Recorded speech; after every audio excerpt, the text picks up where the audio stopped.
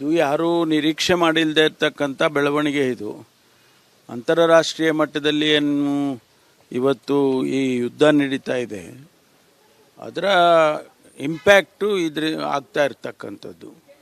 ಈಗಾಗಲೇ government of India ಕೂಡ ಈಗ ಅದನ್ನು ಒಂದು ಸಮಿತಿ ಮಾಡಿ ಅದಕ್ಕೆ ಕ್ರಮ ತಗೋಬೇಕು ಅಂತೇಳಿ ಪ್ರಧಾನಮಂತ್ರಿಗಳೇ ಸೂಚನೆ ಕೊಟ್ಟಿದ್ದಾರೆ ಅಂಥೇಳಿ ನಾನು ಮಾಧ್ಯಮದಲ್ಲಿ ನೋಡಿದೆ.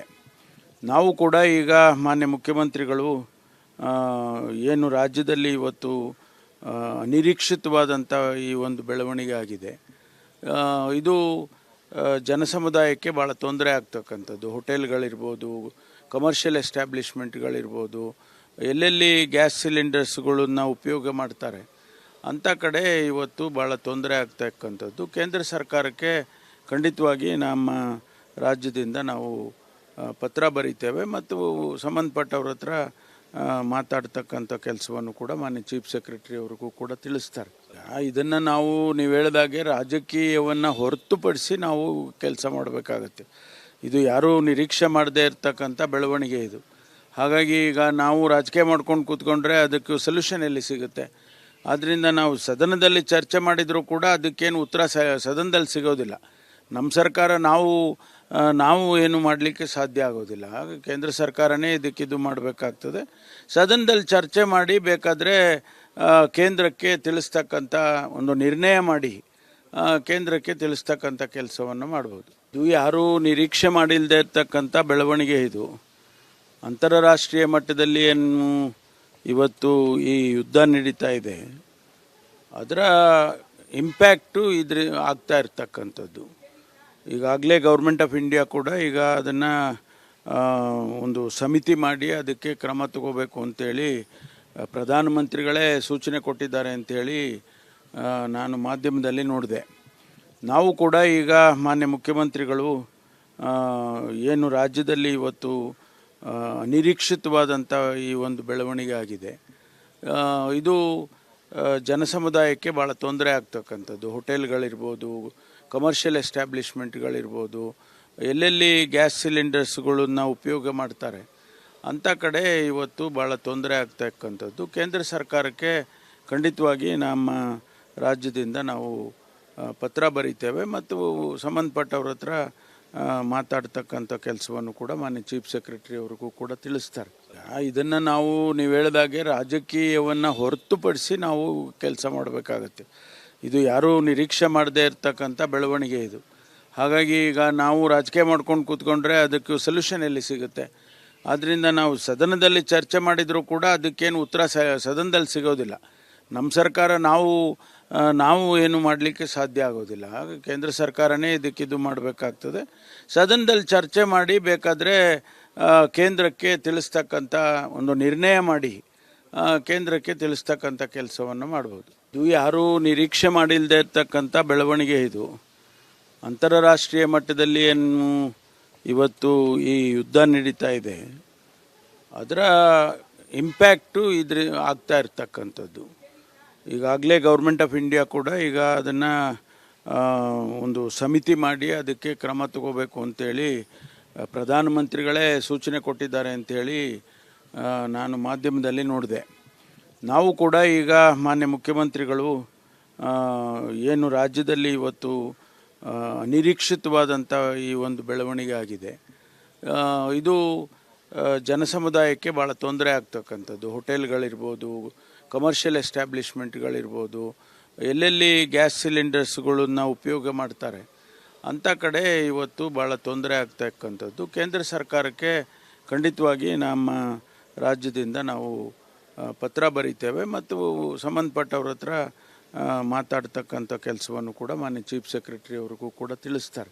ಇದನ್ನು ನೀವು ಹೇಳಿದಾಗೆ ರಾಜಕೀಯವನ್ನು ಹೊರತುಪಡಿಸಿ ನಾವು ಕೆಲಸ ಮಾಡಬೇಕಾಗತ್ತೆ. ಇದು ಯಾರೂ ನಿರೀಕ್ಷೆ ಮಾಡದೇ ಇರತಕ್ಕಂಥ ಬೆಳವಣಿಗೆ ಇದು. ಹಾಗಾಗಿ ಈಗ ನಾವು ರಾಜಕೀಯ ಮಾಡ್ಕೊಂಡು ಕೂತ್ಕೊಂಡ್ರೆ ಅದಕ್ಕೆ ಸೊಲ್ಯೂಷನ್ ಎಲ್ಲಿ ಸಿಗುತ್ತೆ? ಆದ್ದರಿಂದ ನಾವು ಸದನದಲ್ಲಿ ಚರ್ಚೆ ಮಾಡಿದರೂ ಕೂಡ ಅದಕ್ಕೇನು ಉತ್ತರ ಸದನದಲ್ಲಿ ಸಿಗೋದಿಲ್ಲ. ನಮ್ಮ ಸರ್ಕಾರ ನಾವು ಏನು ಮಾಡಲಿಕ್ಕೆ ಸಾಧ್ಯ ಆಗೋದಿಲ್ಲ. ಕೇಂದ್ರ ಸರ್ಕಾರನೇ ಇದಕ್ಕಿದು ಮಾಡಬೇಕಾಗ್ತದೆ. ಸದನದಲ್ಲಿ ಚರ್ಚೆ ಮಾಡಿ ಬೇಕಾದರೆ ಕೇಂದ್ರಕ್ಕೆ ತಿಳಿಸ್ತಕ್ಕಂಥ ಒಂದು ನಿರ್ಣಯ ಮಾಡಿ ಕೇಂದ್ರಕ್ಕೆ ತಿಳಿಸ್ತಕ್ಕಂಥ ಕೆಲಸವನ್ನು ಮಾಡ್ಬೋದು. ಇದು ಯಾರೂ ನಿರೀಕ್ಷೆ ಮಾಡಿಲ್ಲದೆ ಇರ್ತಕ್ಕಂಥ ಬೆಳವಣಿಗೆ. ಇದು ಅಂತಾರಾಷ್ಟ್ರೀಯ ಮಟ್ಟದಲ್ಲಿ ಏನು ಇವತ್ತು ಈ ಯುದ್ಧ ನಡೀತಾ ಇದೆ, ಅದರ ಇಂಪ್ಯಾಕ್ಟು ಆಗ್ತಾ ಇರ್ತಕ್ಕಂಥದ್ದು. ಈಗಾಗಲೇ ಗೌರ್ಮೆಂಟ್ ಆಫ್ ಇಂಡಿಯಾ ಕೂಡ ಈಗ ಅದನ್ನು ಒಂದು ಸಮಿತಿ ಮಾಡಿ ಅದಕ್ಕೆ ಕ್ರಮ ತಗೋಬೇಕು ಅಂತೇಳಿ ಪ್ರಧಾನಮಂತ್ರಿಗಳೇ ಸೂಚನೆ ಕೊಟ್ಟಿದ್ದಾರೆ ಅಂಥೇಳಿ ನಾನು ಮಾಧ್ಯಮದಲ್ಲಿ ನೋಡಿದೆ. ನಾವು ಕೂಡ ಈಗ ಮಾನ್ಯ ಮುಖ್ಯಮಂತ್ರಿಗಳು ಏನು ರಾಜ್ಯದಲ್ಲಿ ಇವತ್ತು ಅನಿರೀಕ್ಷಿತವಾದಂಥ ಈ ಒಂದು ಬೆಳವಣಿಗೆ ಆಗಿದೆ, ಇದು ಜನಸಮುದಾಯಕ್ಕೆ ಭಾಳ ತೊಂದರೆ ಆಗ್ತಕ್ಕಂಥದ್ದು. ಹೋಟೆಲ್ಗಳಿರ್ಬೋದು, ಕಮರ್ಷಿಯಲ್ ಎಸ್ಟ್ಯಾಬ್ಲಿಷ್ಮೆಂಟ್ಗಳಿರ್ಬೋದು, ಎಲ್ಲೆಲ್ಲಿ ಗ್ಯಾಸ್ ಸಿಲಿಂಡರ್ಸ್ಗಳನ್ನ ಉಪಯೋಗ ಮಾಡ್ತಾರೆ ಅಂಥ ಕಡೆ ಇವತ್ತು ಭಾಳ ತೊಂದರೆ ಆಗ್ತಕ್ಕಂಥದ್ದು. ಕೇಂದ್ರ ಸರ್ಕಾರಕ್ಕೆ ಖಂಡಿತವಾಗಿ ನಮ್ಮ ರಾಜ್ಯದಿಂದ ನಾವು ಪತ್ರ ಬರೀತೇವೆ ಮತ್ತು ಸಂಬಂಧಪಟ್ಟವ್ರ ಹತ್ರ ಮಾತಾಡ್ತಕ್ಕಂಥ ಕೆಲಸವನ್ನು ಕೂಡ ಮಾನ್ಯ ಚೀಫ್ ಸೆಕ್ರೆಟರಿ ಅವ್ರಿಗೂ ಕೂಡ ತಿಳಿಸ್ತಾರೆ. ಇದನ್ನು ನೀವು ಹೇಳಿದಾಗೆ ರಾಜಕೀಯವನ್ನು ಹೊರತುಪಡಿಸಿ ನಾವು ಕೆಲಸ ಮಾಡಬೇಕಾಗತ್ತೆ. ಇದು ಯಾರೂ ನಿರೀಕ್ಷೆ ಮಾಡದೇ ಇರತಕ್ಕಂಥ ಬೆಳವಣಿಗೆ ಇದು. ಹಾಗಾಗಿ ಈಗ ನಾವು ರಾಜಕೀಯ ಮಾಡ್ಕೊಂಡು ಕೂತ್ಕೊಂಡ್ರೆ ಅದಕ್ಕೆ ಸೊಲ್ಯೂಷನ್ ಎಲ್ಲಿ ಸಿಗುತ್ತೆ? ಆದ್ದರಿಂದ ನಾವು ಸದನದಲ್ಲಿ ಚರ್ಚೆ ಮಾಡಿದರೂ ಕೂಡ ಅದಕ್ಕೇನು ಉತ್ತರ ಸದನದಲ್ಲಿ ಸಿಗೋದಿಲ್ಲ.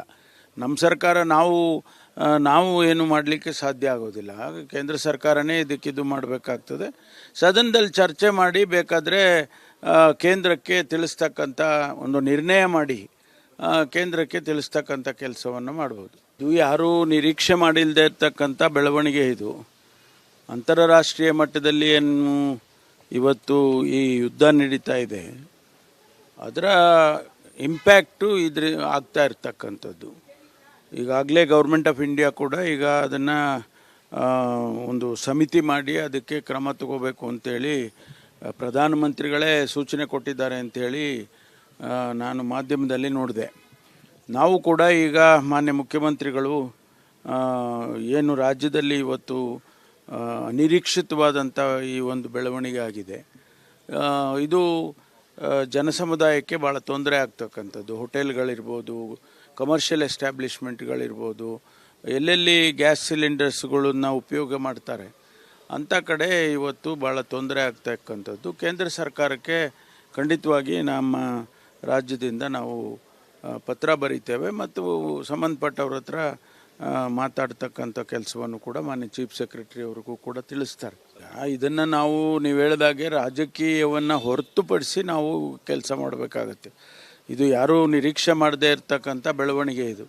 ಹಾಗಾಗಿ ಈಗ ನಾವು ರಾಜಕೀಯ ಮಾಡ್ಕೊಂಡು ಕೂತ್ಕೊಂಡ್ರೆ ಅದಕ್ಕೆ ಸೊಲ್ಯೂಷನ್ ಎಲ್ಲಿ ಸಿಗುತ್ತೆ? ಆದ್ದರಿಂದ ನಾವು ಸದನದಲ್ಲಿ ಚರ್ಚೆ ಮಾಡಿದರೂ ಕೂಡ ಅದಕ್ಕೇನು ಉತ್ತರ ಸದನದಲ್ಲಿ ಸಿಗೋದಿಲ್ಲ.